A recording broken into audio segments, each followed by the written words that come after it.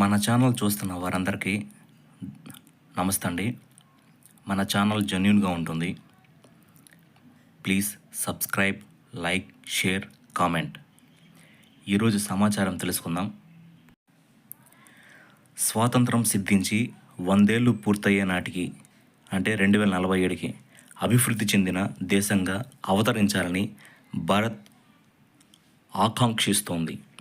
దాన్ని సాకారం చేసుకునేందుకు అవసరమైన కార్యాచరణ ప్రణాళికను కేంద్ర ప్రభుత్వం ఈ నెల 23న ప్రవేశపెట్టనున్న 2024-2025 పూర్తిస్థాయి బడ్జెట్లో ఆవిష్కరించే అవకాశాలు పుష్కలంగా కనిపిస్తున్నాయి.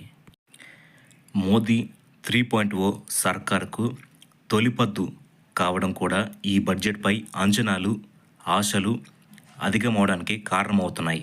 ముచ్చటగా మూడోసారి అధికారాన్ని చేపట్టిన బీజేపీ ఈసారి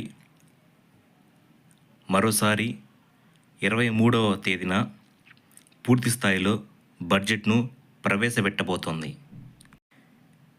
ఈ నేపథ్యంలో ఆర్థిక క్రమశిక్షణ పాటిస్తూనే కొన్ని జనాకర్షక నిర్ణయాలను ప్రభుత్వం ప్రకటించవచ్చని విశ్లేషకులు అంచనా వేస్తున్నారు. అయితే ఎన్నికల ఏడాదేమీ కాకపోవడంతో ప్రజారంజక ప్రకటనలేవి ఉండకపోవచ్చని మరికొందరు అభిప్రాయపడుతున్నారు. సార్వత్రిక ఎన్నికలు నేపథ్యంలో కేంద్ర ప్రభుత్వం ఈ ఏడాది ఫిబ్రవరిలో 2024-25కు సంబంధించి మధ్యంతర బడ్జెట్ని ప్రవేశపెట్టింది. అందులో స్థిరత్వానికి అధిక ప్రాధాన్యమిచ్చింది. భవిష్యత్ ప్రాధాన్యాలను స్పష్టం చేస్తూనే పూర్తిస్థాయి పద్దును వచ్చే వారం ప్రవేశపెట్టనుంది. కేంద్ర ఆర్థిక మంత్రిగా నిర్మలా సీతారామన్ గారు తీసుకురానున్న 7వ బడ్జెట్ ఇది.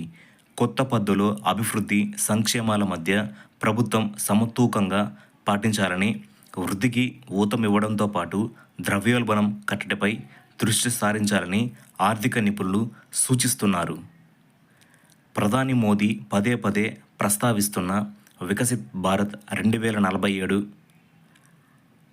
విజన్కు అనుగుణంగా మౌలిక వస్తువులు అభివృద్ధి, రక్షణ రంగంలో ఆధునీకరణ, గ్రామీణాభివృద్ధి, ఆరోగ్య సేవలు తదితర రంగాలపై కేంద్రం ఈ పద్దులో ప్రధానంగా దృష్టి సారించే అవకాశాలున్నాయని వారు చెబుతున్నారు. గత కొన్నేళ్లుగా జీవన వ్యయం గణనీయంగా పెరిగింది. అందుకు తగ్గట్టు వేతన జీవులకు ఆదాయపు పన్ను విషయంలో ఉపశమనాలు మాత్రం దక్కలేదు. ఈసారైనా కాస్త ఊరట దక్కుతుందేమోనని ఉద్యోగులు ఆశగా ఎదురు చూస్తున్నారు. 10 లక్షల రూపాయలలోపు ఆదాయమున్న మధ్యతరగతి పన్ను చెల్లింపుదారులకు కొత్త పద్దులో కొంత ఉపశమనం లభించే అవకాశాలున్నట్లు విశ్లేషణలు వినిపిస్తున్నాయి. ప్రభుత్వం ఈసారి పన్ను రేట్లను తగ్గిస్తుందని, 5 లక్షల రూపాయల వార్షికాదాయం వరకు పూర్తిగా పన్ను మినహాయింపు ఇచ్చే అవకాశం ఉందని అంచనాలు వెలువడుతున్నాయి. కాబట్టి ఈ నెల 23 వరకు మనం వెయిట్ చేయాలి. ప్రభుత్వం శుభవార్త చెప్పే అవకాశాలు కనిపిస్తున్నాయి. ప్రస్తుతం ఉన్న ఇన్ఫ్లేషన్కు తగ్గట్లుగా ఆదాయ పన్నుల్లో స్లాబులో కూడా మార్పు రావాలి. అప్పుడే పన్ను చెల్లింపుదారులకు ఉపశమనం లభించే అవకాశాలు కనిపిస్తున్నాయి. ఇప్పుడు మరో సమాచారం తెలుసుకుందాం. కౌలు రైతు కార్డుల పంపిణీకి లక్ష్యాలు విధించకుండా వెసులుబాటు కల్పించాలని రాష్ట్ర గ్రామ రెవెన్యూ అధికారుల సంఘం ప్రభుత్వాన్ని కోరింది. రైతు ఆమోదం తెలిపితేనే కౌలు రైతులకు కార్డులు పంపిణీ చేయాలని తెలిపింది. దీనివల్ల రైతు సమ్మతి తెలుసుకోవడానికి, క్షేత్రస్థాయిలో సమాచార నిర్ధారణకు తగిన సమయం అవసరమని పేర్కొంది. అధికారులు క్షేత్రస్థాయి పరిస్థితులపై పరిశీలన జరిపి లక్ష్యాలు విధించడంలో వెసులుబాటు కల్పించాలని కోరింది.